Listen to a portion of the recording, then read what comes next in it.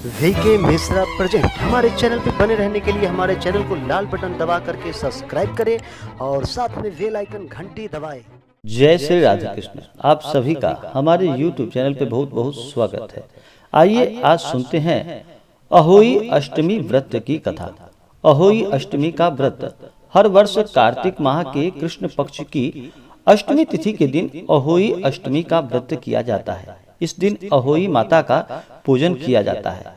इस व्रत को महिलाएं अपने बच्चों की लंबी आयु के लिए, उन्नति के लिए तथा शिक्षा प्राप्ति के लिए इस व्रत को रखती हैं। तो आइए सुनते हैं अहोई अष्टमी व्रत की कथा। तो बोलिए प्रेम से अहोई माता की जय। एक साहूकार के 7 बेटे थे और एक बेटी थी।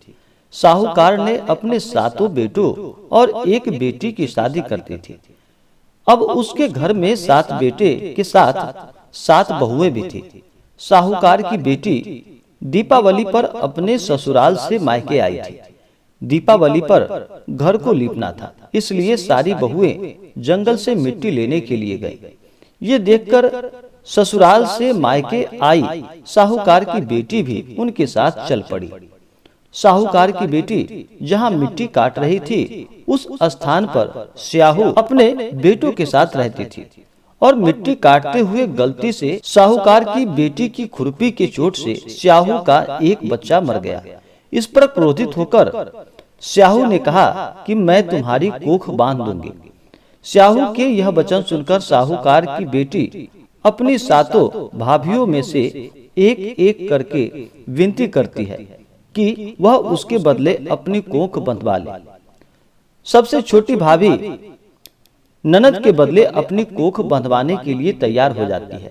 इसके बाद छोटी भाभी के जो भी बच्चे होते थे वे 7 दिन बाद मर जाते थे। 7 पुत्रों की इस प्रकार मृत्यु हो जाने के बाद उसने पंडित को बुलाकर इसका कारण पूछा। पंडित ने सुरही गाय की सेवा करने की सलाह दी। सुरही सेवा से प्रसन्न होती है और छोटी बहू से पूछती है कि तू किस लिए मेरी इतनी सेवा कर रही है और वह उससे क्या चाहती है। जो कुछ तेरी इच्छा हो वह मुझसे मांग ले। साहूकार की बहू ने कहा कि स्याहू माता ने मेरी कोख बांध दी है, इससे मेरे बच्चे नहीं बचते हैं। यदि आप मेरी कोख खुलवा देते तो आपका उपकार मानूंगी। गाय माता ने उसकी बात मान ली और उसे साथ लेकर 7 समुद्र पार स्याहू माता के पास ले चली। रास्ते में थक जाने पर दोनों आराम करने लगते हैं। अचानक साहूकार की छोटी बहू की नजर एक ओर जाती है। वह देखती है कि एक सांप गरुड़ पंखनी के बच्चों को डसने जा रहा है और वह फिर सांप को मार देती है। इतने में गरुड़ पंखनी वहां आ जाती है और खून बिखरा हुआ देखकर उसे लगता है कि छोटी बहू ने उसके बच्चे को मार दिया है। इस पर वह छोटी बहू को चोंच मारना शुरू कर देती है। छोटी बहू इस पर कहती है कि उसने तो उसके बच्चे की जान बचाई है।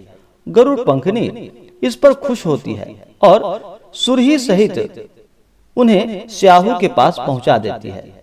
वहां छोटी बहू स्याहू की भी सेवा करती है। स्याहू छोटी बहू की सेवा से प्रसन्न होकर स्याहू छोटी बहू को 7 पुत्र और 7 पुत्र वधुओं का आशीर्वाद देती हैं और कहती हैं कि घर जाने पर तू अहोई माता का उद्यापन करना। 7 अहोई बनाकर 7 कड़ाही देना। और उसने घर लौटकर देखा तो उसके 7 बेटे और 7 बहुएं और बेटी हुई मिली। वह खुशी के मारे भाव विभोर हो गई। उसने 7 अहोई बनाकर 7 कड़ाही देकर उद्यापन किया। अहोई का अर्थ एक यह भी होता है कि अनहोनी को होनी बनाना, जैसे साहूकार की छोटी बहू ने यह कर दिखाया था। जिस तरह अहोई माता ने उस साहूकार की बेटी की कोख को खोल दिया, उसी प्रकार इस व्रत को करने वाली सभी नारियों की अभिलाषाएं पूर्ण होती हैं। तो बोलिए प्रेम से अहोई माता की जय। तो आशा करता हूँ कि यह जानकारी आपको अच्छा लगा होगा। ऐसे ही ज्ञानवर्धक जानकारियाँ प्राप्त करने के लिए हमारे इस चैनल को लाल बटन दबा करके सब्सक्राइब करें, साथ में बेल आइकन घंटी दबाएं ताकि मेरे वीडियो का नोटिफिकेशन आपके पास सबसे पहले पहुंचे। वीडियो को लाइक और अपने मित्रों तथा दोस्तों के साथ शेयर करें। सुखी रहें और स्वस्थ रहें। जय श्री राधे कृष्ण। धन्यवाद।